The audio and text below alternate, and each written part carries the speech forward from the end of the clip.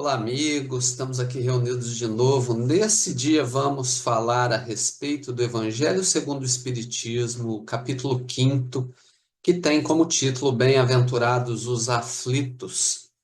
Essa ideia da aflição é um dos elementos mais difíceis de serem compreendidos quando a gente tenta vinculá-la à ideia da misericórdia, da bondade divina, bondade de Deus.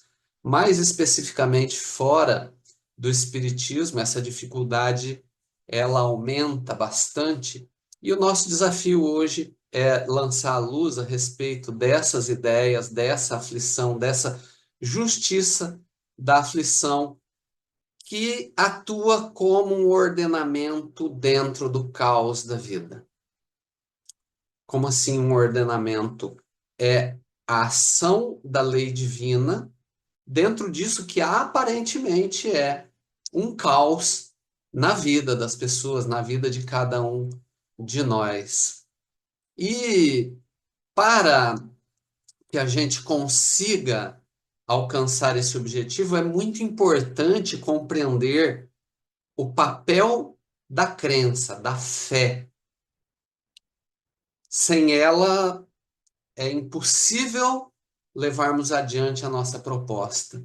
Então, sem fé. Fé em quê? Fé, no nosso caso, espíritas que somos, na multiplicidade das encarnações. Quer dizer, esse é aquela ferramenta que facilita a nossa compreensão da aflição, do caos dentro da vida. Por quê? Porque deixa que nós vejamos a ordenação desse caos por intermédio das múltiplas encarnações. Mas não só esses instrumentos, também na crença de uma vida futura. Não só como reencarnação, mas como vida verdadeira, a vida, o plano espiritual, no caso, de onde viemos e ao qual somos predestinados, essa a verdadeira vida, né? E por consequência, ao acreditarmos nesse conjunto de valores, acreditaremos também em Deus. Então são esses os elementos que nos dão condições de compreender a justiça das aflições e, por consequência, a ideia de bem-aventurados os aflitos, né? Então, a gente vai trabalhar essas ideias, e algumas delas já trazemos na nossa bagagem, e que, por conta disso, facilitarão a nossa jornada, né? Mas, antes de seguir nessa linha de raciocínio, vamos trabalhar um pouco essa questão da produção espontânea do caos na minha vida, da desordem, a desagregação na minha vida, né? Então, nós temos duas vertentes ali para analisarmos. A primeira é a presença da dor, né? Esse que é um verdadeiro instrumento do caos, né? Então, a presença da dor. E quando nós nos referimos à dor, não importa se é dor física ou psicológica, né? Aquela dor que nós sentimos por um tecido danificado ou aquela dor da psique. Estamos com o corpo pleno, no entanto, afligido por essa dor. Então, essa dor, ela se apresenta para nós, e se não for assim, não é dor, a gente vai analisar da onde provém o sentimento, mas a dor, ela se apresenta para nós a partir do que é imponderável nesses casos. E o imponderável são aqueles elementos, aqueles fatores, aquelas circunstâncias que não podem ser definidas, não podem ser previstas. Um exemplo, eu estou dirigindo por uma estrada e um carro do lado, por alguma razão, estoura um pneu, ele vem e bate no meu carro. Eu estou na velocidade correta, eu estou dirigindo na minha pista, no entanto, o que aconteceu? O imponderável trazendo dor. A perda de um ente querido, a amputação, a perda da saúde, a perda da própria vida física, orgânica, né? Então, aqui nós temos essa dor que se origina do imponderável, que aparentemente dá o que que aconteceu? Estava tudo bem até um segundo atrás e do nada. Ou, em outro exemplo, nós vamos ao médico e temos ali uma condição grave, um problema de saúde grave, insolúvel.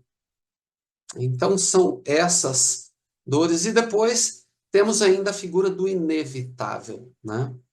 Se o imponderável são elementos, circunstâncias que não podem ser previstos, o inevitável eu prevejo, mas eu não consigo evitar. Eu percebo que do jeito que as coisas estão indo, não tem mais o que fazer, né? Então, esses elementos, esses instrumentos divinos, são índices. Eles apontam para o esgotamento de um nível de consciência atual, onde eu me encontro. Então, eu exauri esse patamar da existência psíquica até o seu limite. E a partir daí é necessário dar um passo à frente. É como se fosse uma escada. Imaginemos uma escada. Então, eu estou num degrau, eu coloco a primeira perna para o degrau superior. E aí, eu trago a próxima perna para o mesmo degrau. Poderia levar para o outro, mas eu trago para aquele mesmo degrau. É cansado da subida, eu resolvo parar por ali para descansar um pouco. Essa alusão que nós apresentamos, ela representa a nossa evolução no plano físico. Então, eu estou descansando um pouco e a própria misericórdia divina me confere essa possibilidade de pausa. No entanto, chega um momento em que se esgota esse tempo. Então, numa escada eu poderia continuar subindo, eu poderia descer, mas como estamos falando de evolução, eu não posso mais descer. A única opção é levar uma perna para o próximo patamar, ou seja, cruzar aquele nível de consciência, né? E, claro, nesse campo que nós atuamos, esse campo não é tão simples como uma escada. Nós estamos falando em deixar aquele universo conhecido e dominado para o ingresso em um novo nível de consciência do qual eu não conheço nada. Então, isso dá muito medo, porque isso representa a morte naquele nível anterior, para que se renasça num nível superior. Irei precisar abrir mão de elementos da própria psique, matar aqueles elementos, a cobiça, a arrogância, a ganância, para renascer um tanto mais purificado. Então é disso que temos medo, e aí permanecemos naquele nível, lutamos para permanecer naquele nível de consciência anterior, aonde ficamos estagnados. No entanto, a lei divina, e dentro da lei divina, curiosos, busquem lá, Livro dos Espíritos, parte terceira das leis morais, a lei de evolução, ela é implacável. Ela permite que você estacione por um período pela misericórdia divina, no entanto, ela exige o prosseguimento do processo evolutivo do homem e virá por intermédio, então, dessas dores, do imponderável, do inevitável na nossa vida. E percebam que nós não estamos aqui abordando a questão das dores expiatórias. O imponderável, inevitável é o convite de Deus ao crescimento, portanto, são dores provacionais. Ainda que até mesmo as dores expiatórias também são bem-aventuranças, porque saudamos débitos. Nos reajustamos com a figura divina. No entanto, aqui vamos nos concentrar nas dores provacionais da nossa existência. E nesse contexto, precisamos, então, abordar a questão do sofrimento.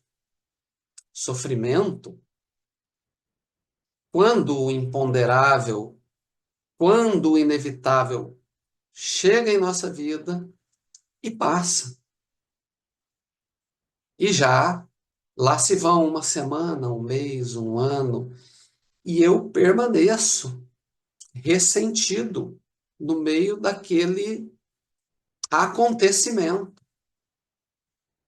Ah, fulano chegou, me maltratou, e um ano depois eu estou ainda revivendo aquele momento, pensando assim, nossa, o que que eu poderia ter dito para ele? O que que eu deveria ter falado? Deveria ter feito isso, ocupando a minha mente com essa mágoa, com essa raiva, com esse sentimento desequilibrado e desequilibrador. Desequilibrador porque continua produzindo outros desequilíbrios em nós. E aí, percebam que dois aspectos devem ser percebidos por nós nesse contexto do sofrimento. O primeiro é que, ao invés de buscar solução para aquela problemática, eu busco o culpado. Os problemas surgem na nossa vida para que nós proponhamos a esses problemas soluções. Mas nós, muitas vezes, rebeldes que somos, vamos nos desencontrar dessa verdadeira proposta e vamos apelar para a busca do culpado. E isso é, no mínimo, desconsiderar completamente a ideia da lei divina, porque se algo acontece na minha existência, é porque ali há um fator que me vincula àquela condição.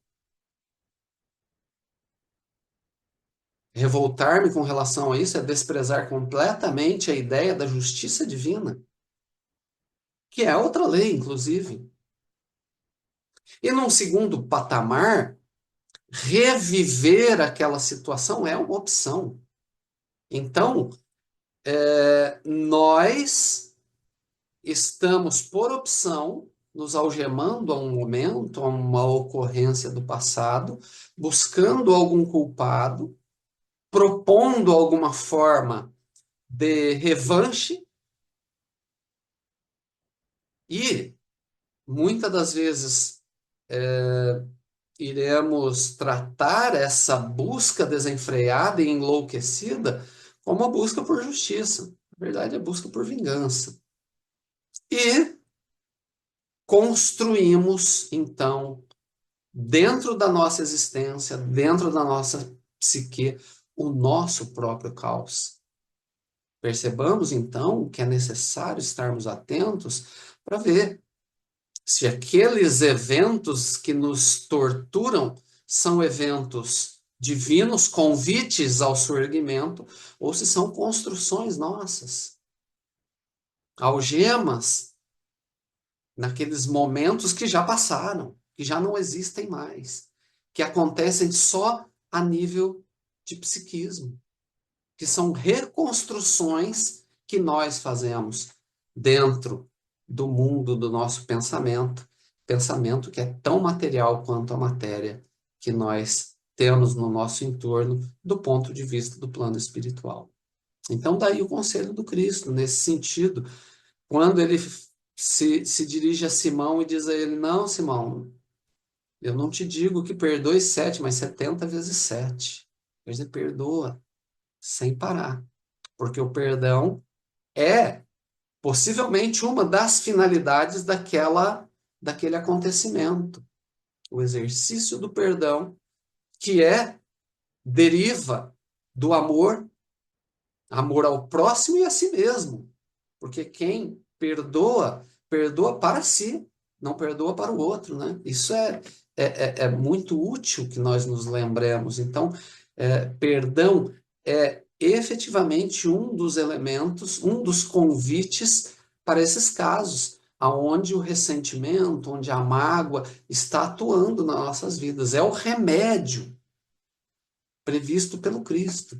É a chave que libera as algemas. Então, a partir daí, a gente pode entrar de forma mais plena nas causas atuais e anteriores das aflições. Porque aí nas causas atuais, a gente ingressa também em um campo aonde nós não veremos mais as ideias do imponderável e do inevitável. Veremos, sim, aqueles elementos que são consequências que poderiam ter sido evitadas.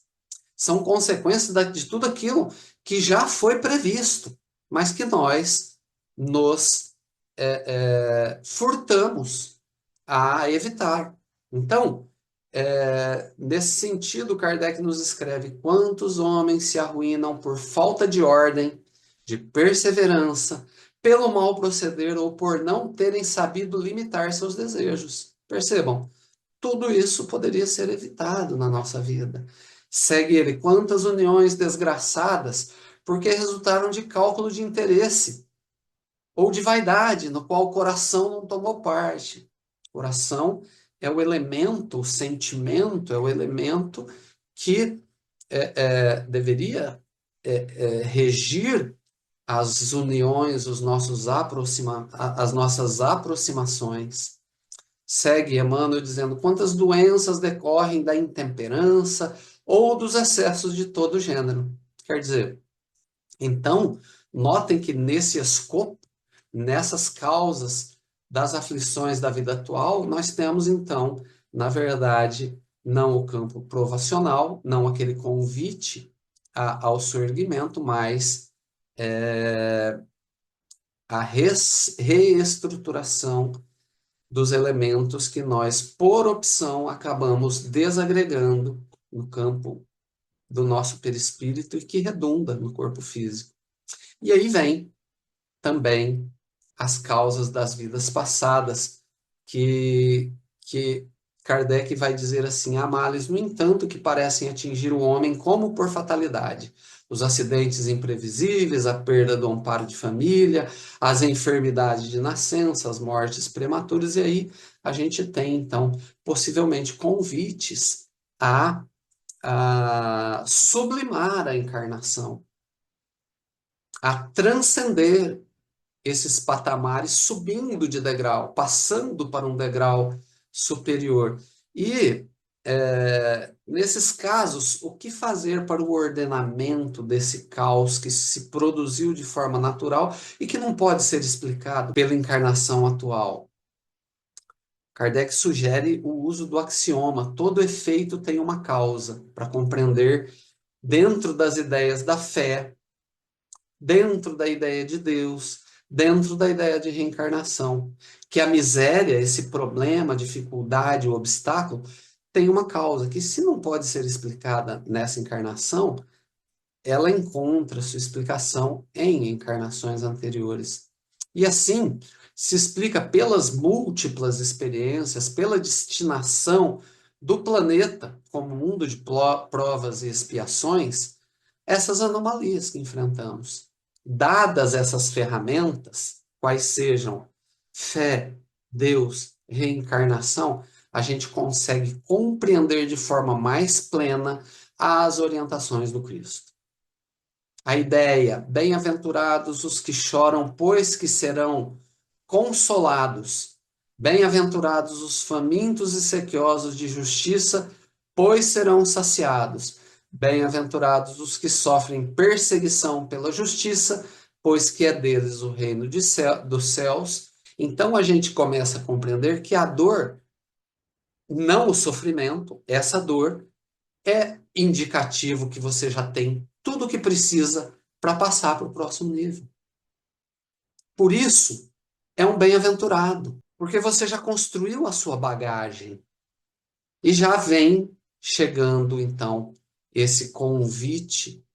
E não entender isso é a mesma coisa de achar que passei da quinta para a sexta série, mas a matéria é mais difícil. Sim, mas é uma conquista. Tudo aquilo é mais difícil, mas você já tem a bagagem do aprendizado anterior. Então você vai conseguir vencer essa dificuldade e se tornar cada vez mais cool. E, gente, é por isso que logo em seguida ele fala da sede de justiça. E essa sede de justiça, ela não tem nada a ver com o próximo, com o outro. Não tem nada a ver com a nossa vontade de vingança. Ao ordenar o caos do mundo, ou em outras palavras, ao mover forças para minha transformação, transformando esse caos do mundo íntimo, eu declaro ao mundo que eu estou me preparando para saldar débitos do passado. Isso é muito significativo, porque a justiça divina atuando em nós a nosso próprio convite. Daí vem a bem-aventurança. A justiça, essa justiça, é a justiça divina. Eu abrindo as portas para recebê-la.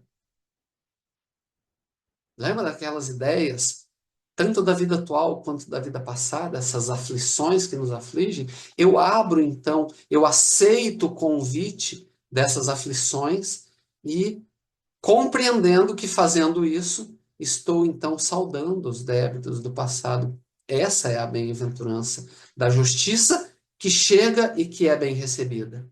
E aí vem o final, né? Que o Cristo fala assim: bem-aventurados os que sofrem perseguição pela justiça, né? Quer dizer, são perseguidos por esse convite à transformação. É difícil entender isso, né? Mas quando a gente liga tudo que a gente trabalhou aqui, a gente entende que exaurimos um patamar de consciência.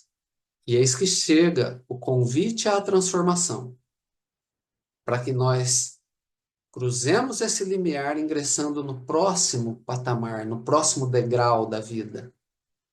Mas muitas vezes a gente nega esse convite, né? No entanto, já temos bagagem suficiente para que a justiça nos persiga. Essa é outra bem-aventurança. Não é tão boa quanto a anterior, onde a gente aceita a justiça e vai seguindo esses degraus, né? Em outra perspectiva, vamos carregando a nossa cruz. Então a gente aceita carregar a nossa cruz. Essa cruz que é um símbolo tão grande, né? Então essa ideia de carregar a cruz voluntariamente seria aquele primeiro momento. No entanto, quando a gente se recusa, porque a cruz dá medo mesmo, então seremos perseguidos pela justiça. E eis que chega o reconvite. E se a gente se recusa, ele chega de novo, novamente, um reconvite, né? E essa é a perseguição. Mas essa é uma conquista. E sim, não é muito gostoso. Ela chega de forma cada vez mais forte para que nós sigamos por conta da completa exaustão do patamar em que já nos encontramos há tempo. E quando você aceita o convite, eis que o que acontece? A morte do patamar anterior. Então aí vem de novo o símbolo da cruz, né? Cruz que é morte e ressurreição. Então você morre para aquele nível de consciência e renasce num nível de consciência maior. Como assim eu morro e renasço? Bom, você tem que abrir mão do interesse pessoal, você vai ter que abrir mão da matéria, você vai ter que abrir mão de elementos que são a base do patamar anterior, para que se reconstrua então num patamar mais sublimado. É a transformação. É disso que vem então que o Cristo fala quando nos elenca a ideia das bem-aventuranças e que nós possamos então compreender primeiro a dor, quando ela se nos apresentar, então ela indica bagagem feita, indica exaustão desse nível em que nos encontramos e convite para que, carregando a nossa cruz, alcancemos um novo patamar de existência, um patamar que se dá a partir da transformação desses elementos com as ferramentas que já construímos.